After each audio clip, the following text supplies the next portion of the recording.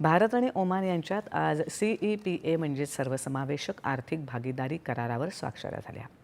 पंतप्रधान नरेंद्र मोदी आणि ओमानचे सुलतान हैथम बिन तारिक अल सईद यांच्या उपस्थितीत दोन्ही देशांच्या वाणिज्य मंत्र्यांनी या करारावर स्वाक्षऱ्या केल्या. आखाती प्रदेशासोबत भारताचे आर्थिक संबंध अधिक दृढ करण्यासाठी हा करार महत्त्वाचं पाऊल ठरले. ओमानचा एका स्वतंत्र देशासोबतचा हा दुसराच मुक्त व्यापार करार आहे. 20 वर्षांनी ओमाननं हा करार केला आहे. या करारामुळे दोन्ही देशांना परस्परांच्या बाजारपेठा उपलब्ध होतील, गुंतवणुकीला चालना मिळेल आणि परस्पर सहकार्य वाढेल अशी अपेक्षा आहे.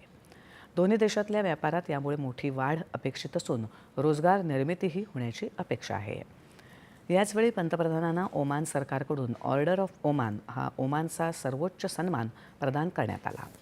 ओमानच्या सुलतानाने पंतप्रधानांचा हा सन्मान प्रदान करून गौरव केला.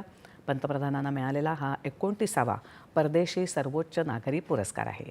तसंच पंतप्रधानांना सुलतान यांच्याकडून अनेक मौल्यवान भेटवस्तूही देण्यात आल्या. भारत ओमान दरम्यान